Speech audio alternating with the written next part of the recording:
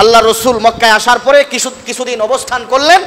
অবস্থান করে আল্লাহ রসুল ভাবলেন আমার মক্কায় সব সময় থাকলে চলবে না, আবার মদিনায় চলে যেতে হবে। কিছুদিন আল্লাহর রসুল মদিনায় থেকে অল্প কিছুদিনের পরেই আল্লাহর রসুল আবার মদিনায় চলে গেলেন। 8ম হিজরিতে মক্কা বিজয়ের পরে আল্লাহর রসুল মক্কা থেকে আবার মদিনায় গেলেন।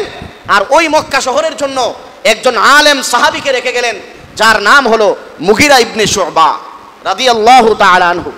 সেই সাহাবীকে মক্কায় রেখে গেলেন যে তুমি যেহেতু আলেম, তুমি তাদেরকে, সমাজের মানুষকে তুমি তোমার আন্ডারে তারা চলবে, তুমি নেতৃত্ব দিবে, মাসালা মাসাইল ফতোয়া যা কিছু আছে সব কিছুর সমাধান তুমি দিবে, তোমাকে আমি মক্কায় রেখে গেলাম। কিছুদিন পরেই একদল সাহাবী, নতুন সাহাবী মুসলমান হয়েছে, তারা একজন বেদুইনের সাথে ঝগড়ায় লিপ্ত হলো। কি ঝগড়া? একজন আরেকজনকে টাকা দিছে। সুদের সংজ্ঞা হলো একজন আরেকজনকে ঋণ দিয়া মুনাফা গ্রহণ করা। ওই মক্কার লোকেরা, নতুন মুসলমানেরা, তারা কিছু টাকা নিয়েছিল যখন তারা মুসলমান ছিল না। তাদের মধ্যে ওই জিনিসটার রেওয়াজ ছিল। যখন তারা মুসলমান হয়ে গেছে, মুসলমান হয়ে যাওয়ার পরে তারা বুঝতে পেরেছে সুদ খাওয়া হারাম। আল্লাহ রসুলের কাছ থেকে জানতে পেরেছে সুদ খাওয়া হারাম। এরপরে তারা তাদের কাছে যারা যেই সমস্ত বেঈমানরা, কাফেররা টাকা পাইতো, ঋণ দিয়েছিল, সুদ দিয়েছিল, তারা টাকা নেওয়ার জন্য আসছে, আমাদের টাকা ফেরত দাও। এবার মুসলমানরা বলতেছে তোমরা আমাকে যেই টাকা দিয়েছো সেই টাকাই পাবে, সুদ পাবে না, লাভ পাবে না। যেই টাকা মূলধন দিছো সেই মূলধনই পাবে, লাভ পাবে না। ওই কাফেররা বলতেছে কেন আমরা লাভ পাবো না? আমরা তো লাভেই টাকা দিছি। তাহলে বোঝা গেল সুদের লেনদেন মুসলমান করে না, সুদের লেনদেন করে বেঈমান কাফেররা। জোরে বলেন ঠিক কিনা? স্পষ্ট কথা।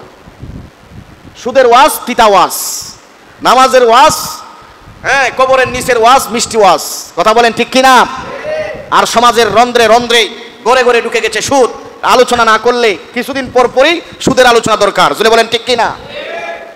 ঘুষের আলোচনা দরকার।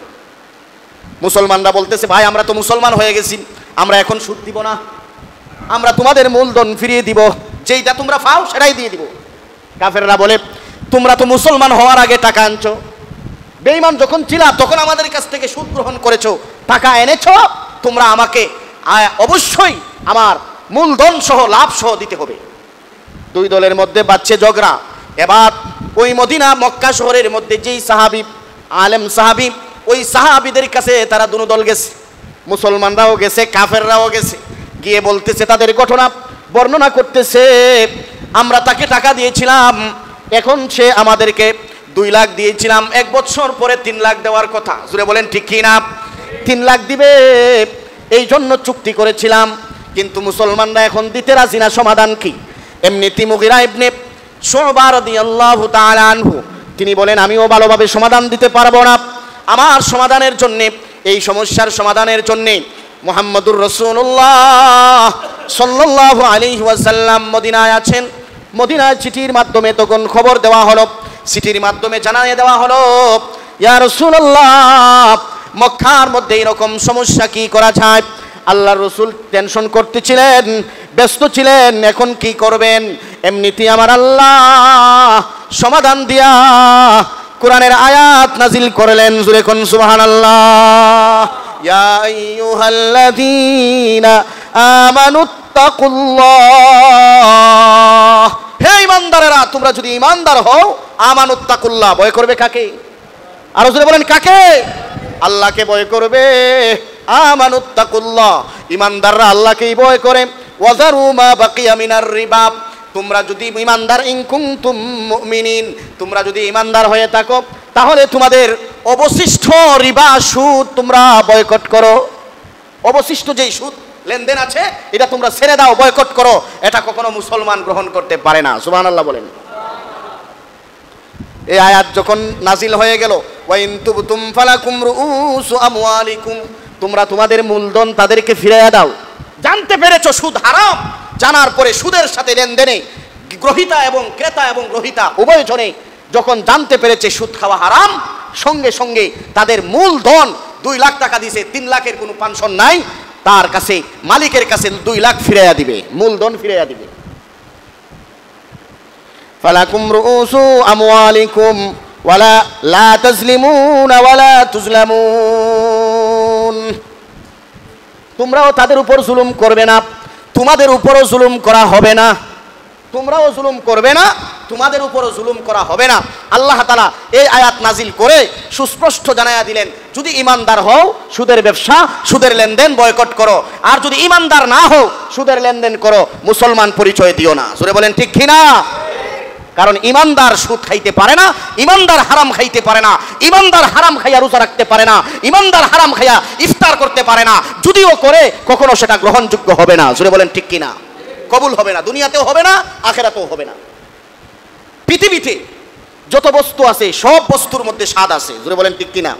ভাত খাইলে স্বাদ, ভাতের সাথে তরকারি মিলায় খাইলে আরো স্বাদ, গোশত খাইলে স্বাদ, চা খাইলে স্বাদ, বিস্কুট খাইলে স্বাদ, মুড়ি খাইলে স্বাদ, সিরা খাইলে স্বাদ, কলা খাইলে স্বাদ। পৃথিবীর প্রত্যেকটা বস্তুর মধ্যেই স্বাদ। আর দুনিয়া মাতাউন, এটা হলো উপভোগের বস্তু, সব কিছুর মধ্যেই স্বাদ। তাহলে বলুন তো দেখি, আল্লাহর ইবাদতের মধ্যে একটা স্বাদ আছে না নাই? আরো জোরে বলেন, আছে না নাই? স্বাদ গ্রহণ করতে পারে কারা? ইমানদার যারা, যারা সব প্রকারের হারাম বর্জন করে নিজে ইবাদত করে, তারাই আল্লাহ পাকের ইবাদতের স্বাদ গ্রহণ করতে পারে। আল্লাহ তাআলার ইবাদতের স্বাদ গ্রহণ করতে পারে তারাই আল্লাহ পাকের ইবাদতের মজা, নামাজের মজা, রোজার মজা, হজের মজা, যাকাতের মজা, ইবাদতের মজা পায় তারাই যারা সর্বপ্রকারের হারাম থেকে বাঁচতে পারে। জোরে বলেন ঠিক কিনা? কারণ দুনিয়ার সব জিনিসের মধ্যে যদি মজা হয়, আল্লাহর সাথে কথা বললে কি মজা নাই? আল্লাহর হুকুম মানলে কি মজা নাই? দুনিয়ার সব জিনিসের মধ্যে যদি মজা হয়, আল্লাহর হুকুমের মধ্যে কেন মজা থাকবে না? অবশ্যই মজা আছে, অবশ্যই মজা আছে। আল্লাহর হুকুমের মধ্যে মজা, আল্লাহর প্রত্যেকটা ইবাদতের মধ্যে মজা। রমজানের রোজা রাইখা যদি মজা পাইতে চান, রমজানের রোজা রাইখা যদি অন্তরে শান্তি অনুভব করতে চান, হারাম বর্জন করতে হবে। জোরে বলেন ঠিক কিনা? রাতের বেলা ইবাদত করে নামাজ করে যদি শান্তি পাইতে চান, সাহারির সময় গভীর রজনী উঠা নামাজ পড়ি না, দোয়া কইরা যদি শান্তি পাইতে চান, হারাম ছেড়ে দিতে হবে। জোরে বলেন ঠিক কিনা? হারাম খাইয়া ইবাদত করলে কোনো কাজ হবে না, রোজা রাখলে কোনো কাজ হবে না। হারামের মধ্যে সর্বশ্রেষ্ঠ অন্যতম হারাম হইল সুদ। জোরে বলেন ঠিক কিনা? এই জন্যে আল্লাহ পাক রব্বুল আলামিন বলেন, তোমরা যদি ইমানদার হয়ে থাকো তাহলে সুদকে বয়কট করো, সুদ ছেড়ে দাও। যদি ইমানদার না হও তাহলে তোমরা সুদ ছাড়বে না। পরের আয়াতে আল্লাহ তাআলা বলেছেন, ওয়া ইল্লাম তাফআলু ফাইল্লাম তাফআলু। আল্লাহ তাআলা বলেন, তোমরা সুদকে ছেড়ে দাও। যদি তোমরা সুদ না ছাড়ো তাহলে ওয়াহারবিম ফাযানু বিহারবিম মিনাল্লাহি ওয়া রাসূলিহি ফাইল্লাম তাফআলু। যদি তোমরা তারপরেও করো, মসজিদের ইমাম সাহেবের কাছ থেকে, ময়দানে মাঠে ময়দানে ওয়াজ শুনে, আলেমদের কাছ থেকে শোনার পরেও যদি তোমরা সুদে ব্যস্ত থাকো, সুদের বকায়া তোমরা সুদের কারবার ক্যান্সেল না করো, ফাযানু বিহারবিম মিনাল্লাহি ওয়া রাসূলিহি, তোমরা তৈয়ার হয়ে যাও, রেডি হয়ে যাও আল্লাহ এবং আল্লাহর রসুলের সাথে যুদ্ধের জন্য। জোরে কর নাউযুবিল্লাহ। আমাদের এমন সাহস হয়েছে আল্লাহ এবং আল্লাহর সাথে যুদ্ধ করব? আরে জোরে বলেন, এমন সাহস আছে কারো? এমন সাহস পৃথিবীর কারো নাই। আল্লাহ এবং আল্লাহর রসুলের সাথে যুদ্ধ করবে। এই জন্য আল্লাহর রসুল এত কঠিন, আল্লাহ স্বয়ং নিজে বলেছেন, নিজে ফতোয়া দিচ্ছেন, তোমরা যদি সুদ না ছাড়ো, তোমরার সাথে আমি আল্লাহর যুদ্ধ, তোমরার সাথে আমার রসুলের যুদ্ধ। জোরে কর নাউযুবিল্লাহ। আল্লাহর যুদ্ধ, রসুলের যুদ্ধ। তাহলে ইমানদাররা সুদ খাইতে পারে না। ইমানদাররা পৃথিবীর সমস্ত বস্তুর মধ্যে যদি স্বাদ থাকে, ইবাদতের মধ্যেও স্বাদ থাকে। কেমনে ইবাদতের মধ্যে স্বাদ? ইমামে আবু হানিফা একবার মক্কায় প্রবেশ করলেন। মক্কায় প্রবেশ করে মক্কার চাবি দিয়া মক্কার দরজা খুললেন, গেট খুললেন। খোলার পরে 2 রাকাত নামাজ পড়লেন। 1 রাকাত নামাজে 15 পারা কোরআন খতম করলেন। সুবহানাল্লাহ বলবেন না? দ্বিতীয় নাম্বার রাকাতে আরো 15 পারা, 2 রাকাতে 30 পারা। যদি মজা না হইতো 30 পারা 2 রাকাতে পড়তে পারতো না। জোরে বলেন ঠিক।